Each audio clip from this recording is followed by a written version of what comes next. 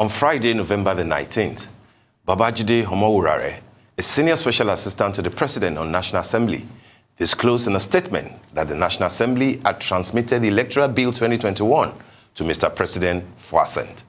Included in the amended bill is a power given to the election management body, INEC, to determine transmission mode of election results, an issue that generated so much furore at both chambers of the National Assembly during the readings of the bill and across Nigeria.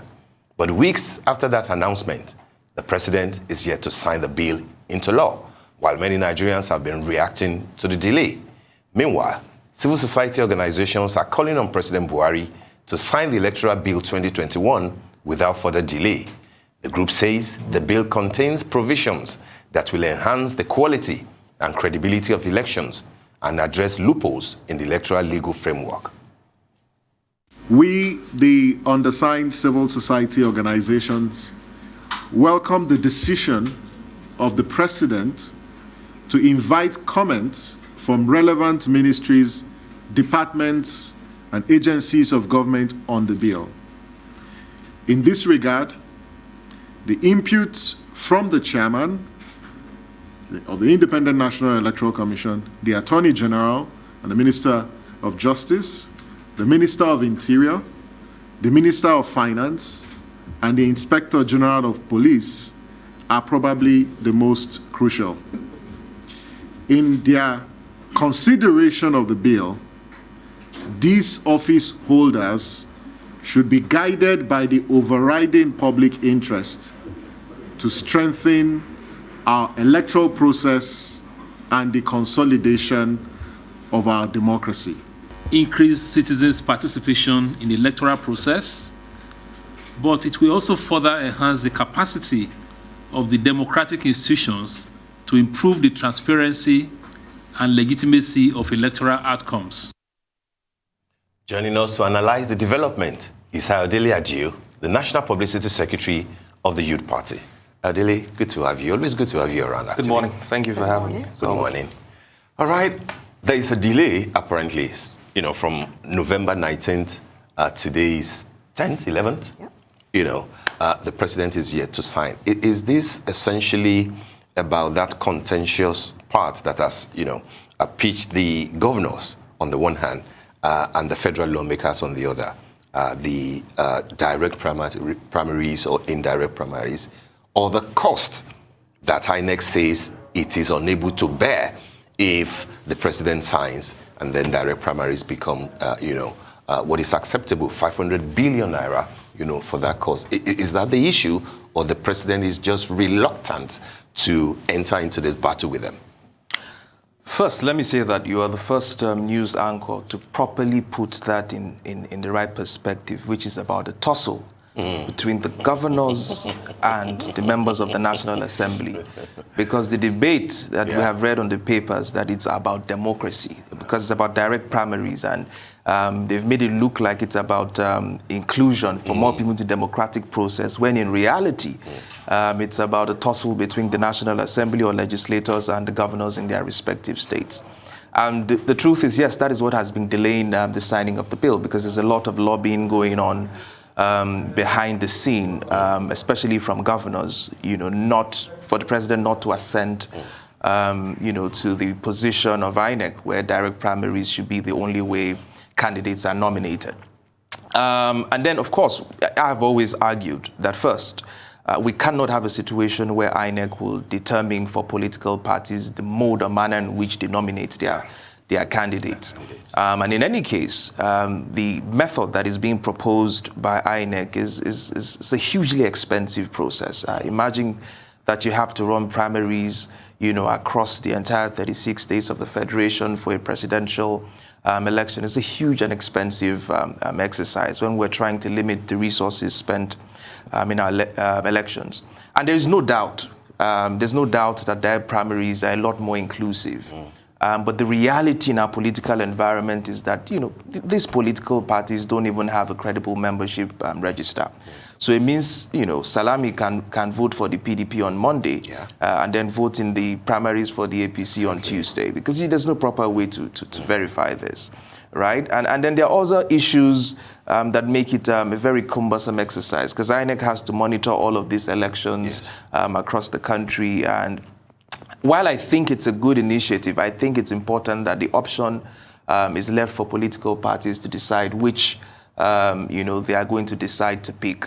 But be that as it may, that is, of course, what is delaying the process. And for some of us, there are few other provisions in that bill that would love also amended, and we're thankful that this delay is actually happening so that we can have a chance to advocate for such provisions in that particular bill to be amended. Okay. Right, Ayodele, I'm getting feelers from what you've just said that, of course, this is going to be, as much as it's a good consideration, there's some logistical nightmares associated with it.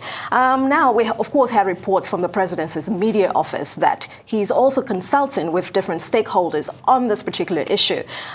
Could this also involve the consultations with the Attorney General to start with, as that would be a very cogent voice in this process? Do we have any feedback on that? Of course, he has the right to consult the Attorney General, on this issue. And really, to be honest, I wonder why this is so much of a debate. Every political party has a constitution that governs its operations. It has a national executive committee that determines the modalities of its internal elections, right? And those people should have the powers and the rights to determine how these elections, are carried out. The idea that you need a big brother somewhere to determine for you how to conduct your elections, I think is a bit, antiquarian, even though a lot of people are clamoring for direct primaries. And again, the argument that it reduces the powers of godfatherisms and the rest is laughable, because, the people who determine, or who have hitherto determined the outcome of many indirect primaries still have the powers to determine the outcome of many of these direct primary elections.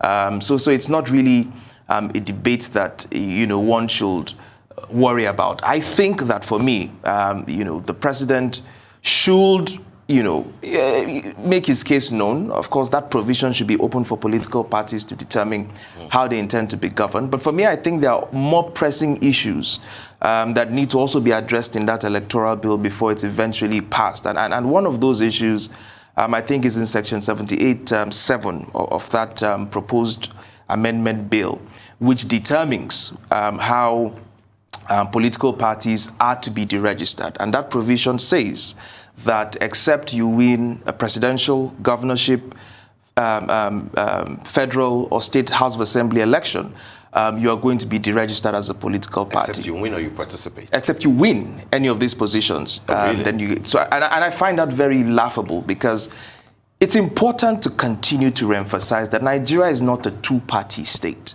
Right? It's not a two-party state, and there are several other political parties that may not necessarily have the weight to compete against these two political giants, and for no reason should be deregistered because they are unable to win a presidential, governorship,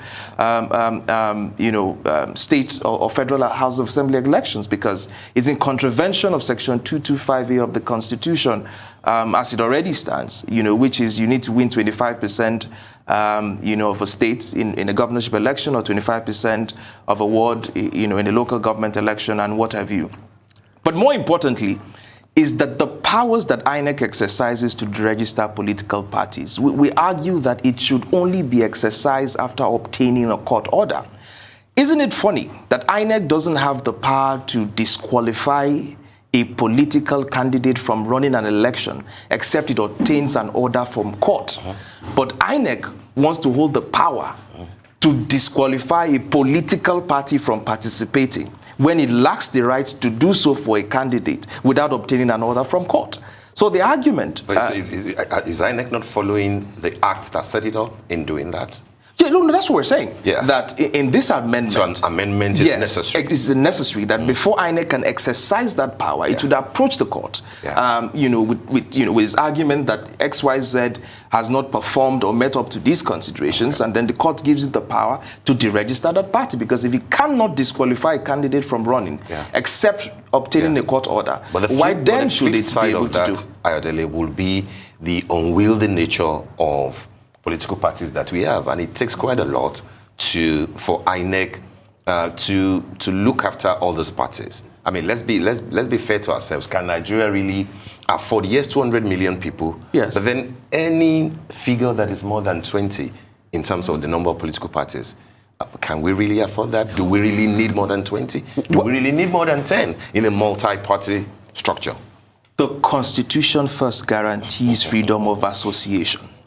Secondly, you cannot constrict or restrict the political space. It must continue to be expanded.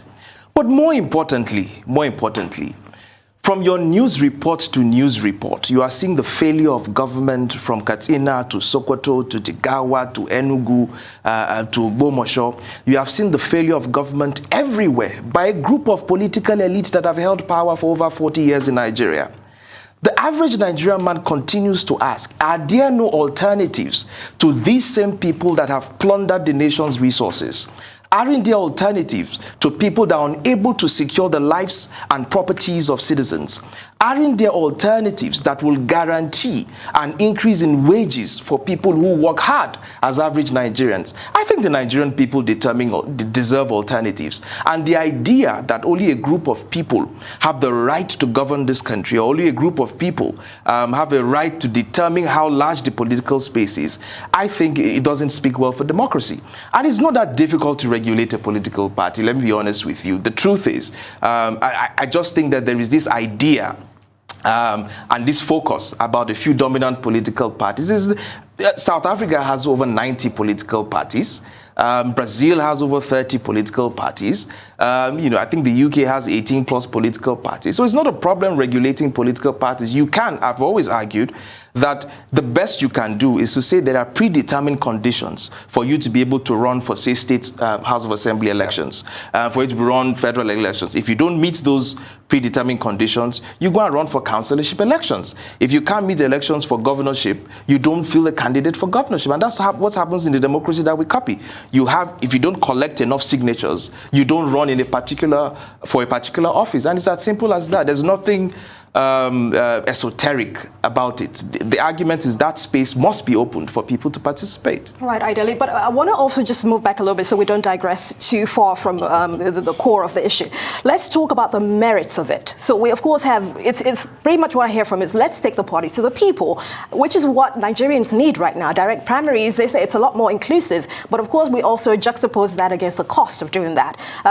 Is it worth going that way for what we possibly could basically say we know what the outcome would be? But let's also talk about the modern technologies that we asked to introduce into this process. What are the merits of that? And is it worth exploring the costs? Well, when you talk about modern technology and you talk about transferring power to the people, there are a few things in that bill that transfers power to the people, which, for instance, the electronic transmission of results. That's what we have campaigned about, relentlessly. And I think that in itself gives or transfers power to the people, where you're sure that your votes count. It cannot be rigged between the polling unit and the collation center. And I think that's a step in the right direction. But I mean, when we say that we're transferring power to the people because we are making it mandatory for direct primaries, I wonder which people you're transferring those powers to, because we're in this country and we've seen how primary elections are run or are conducted. You probably have covered a few direct primary elections. I mean, if you look back at what happened, for instance, in Anambra State, where the candidate for the APC in the primaries had over 200,000 votes in the primary elections. He couldn't find half of it in the real general elections, right? The same thing happened in Lagos and on several occasions. If you looked at the 2019 elections where it went by direct primaries, there were figures that were bandied around that they couldn't find during the general election. Whether it was the senatorial rerun elections where the candidate had an affirmation process where over 150,000 people affirmed his candidacy. And in the elections, he barely got 90,000 votes. So when you say that the power is being transferred to the people, I think you're just being hoodwinked by a group of politicians who are fighting for their self-interest. And that's why I said I like the intro that he made. It's a battle between legislators and governors as to who controls what, and as to who determines who gets back into office for a second term. It's as simple as that. There's no need trying to sugarcoat the debate here. It's about power tussle between two arms of government. So who you're retains saying the we're right. being caught up in the semantics of what's been fed to us. So they're just optically dangling the fact that part of inclusion to you. You are not included in anything. You will not be. You can't determine the outcome. As political parties are constituted today, you are not going to determine the outcome of who they decide to field in those candidates. You are not going to determine that. It's still going to be those few group of people who have the resources, who have the control of the party structures. Because remember, it is still the executive, the neck of those parties, that will determine the modalities of those elections. It is them that will still screen candidates. It is them that will still do all the whole internal processes. So what power are they giving you? No doubt, Ayodele. But of course, you know, what we have here is a situation where I want to talk about, it's very interesting and disheartening at the same time to hear that. But let's talk about the optics for Mr. President in terms of the promises that he has made in terms of basically changing the face of the democratic process in Nigeria in terms of fair electoral process. What does this do to his image should he not sign that? Because it's not the first time we're experiencing it. Yeah. So of course there's that anxiety that is this going to be snubbed a second time, you know, or more in the future. So what are the optics image-wise for him? To what Abi has just said, because it looks to me like the president is in a dilemma. And given the promises that he has made, like she said, the election that brought the president to power in 2015, it was an indirect primary for the APC. Yes. In 2019, it was a direct primary. And you know, of course, what happened. Even for the presidential election, the number of votes that reportedly, you know, voted for President Buhari to continue by affirmation was more for the party than what he got, you know, at the general elections. And I'm saying this because I know that he's dealing with two powerful blocks. Yes. Number one, the lawmakers have the power to veto the president. Yes. Yes. But then we also know from history that the governors are a powerful bloc. The only advantage that President Buhari will have is that he's not returning, you know, as a person. If you go back in history to 1993 during MK Abiola, it was an indirect primary election. Yes. But of course it was the, you know, governors who had the last say. The reason why Atiku didn't become Obasanjo's, Abiola's running mate. You know, running mate. Yes. You know, and Yes. it was meant to be Pascal Bafia, it was meant to be this, Yes. it was meant to, and then eventually for Babagana Kingibe. Yes. The same thing during Obasanjo's, you know, second term. It was the president, the governors, who insisted that Atiku, you know, must be fielded. You know, in fact, as a matter of fact, they wanted Atiku to take over in 2003, you know, giving Obasanjo the Mandela treatment, if you remember very well. So President Muhammadu Buhari is dealing with two powerful blocks. And I think part of what he will be considering is, does he want APC to come face flat down, you know, because he is leaving? If you were the president, what decision? Putting you on the spot, Ayodele. If you were the president today, you know, knowing that you are up against two very powerful, you know, camps, what would be your approach? I like the analogy that you used, that if I were president, and it means I probably would be president having been elected on the platform, you know, of the Youth Party, where we have internal mechanisms that deal with such conflicts, you know, and all of that. There's no doubt that, you know, there's a lot of power tussle. And it's not just in the APC, it happens in the PDP and in several other political parties, between the governors and the legislators, and who controls the party apparatus, and who determines who gets what, and who gets, and when the person gets what. And it's also a global affair. You also see governors wield powers, even the democracy that we copy, and members of the legislative arm also wield same. But I think it can be resolved in the interest of democracy, right? And the president can do that. And for us, thankfully, he's not running for another term. He's leaving office in 2023. And so he can resolve this debate in the interest of democracy and not in the interest of any particular power bloc at the end of the day. And I think that what is fair at this particular point in time is the fact that it should be open for political parties to determine. Now, in political parties, there are also internal systems to exhaust to determine whether you would run direct or indirect primaries is usually not a given.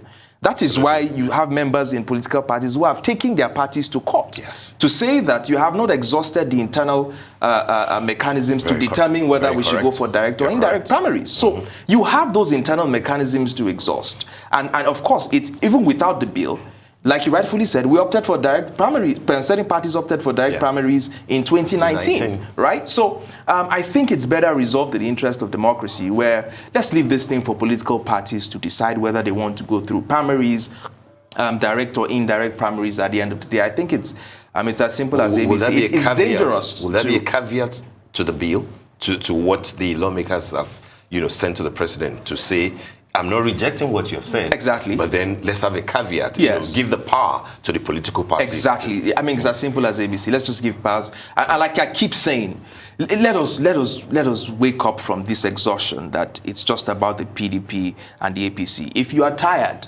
of a party's internal process, that they force candidates on people, that they do this, you have an alternative. And that's why we keep fighting for alternatives, that the people should be able to have alternatives to determine what suits them. So if you say a particular party is foisting candidates on people, they don't have internal democracy, you have a right to choose a different political party. But the idea that we're hanging our faith, that if this party does not do the right thing, we're doomed, I think it's a bit, if people want to gaslight us into forcing us to accept that these are the only two options that we have. And I will not accept that debate. And I think that the political space should continue to be expanded for issues like this, so that the people have the right to choose what party resonates with their values, with their worldview, of what political parties or political candidates should be. Right, Ayodele, very strong views there. I have one very last question. It has to be very brief. What do you think the president's going to do in light of the atmosphere, everything we know right now? What do you think is going to happen? I think if you know the president as much as I do, you don't know what he's going to do. Unpredictability, right? So we just have to sit back and see what happens. Exactly. All right, Ayodele, we want to thank you so much for having this chat with us. Thank you for being on the show.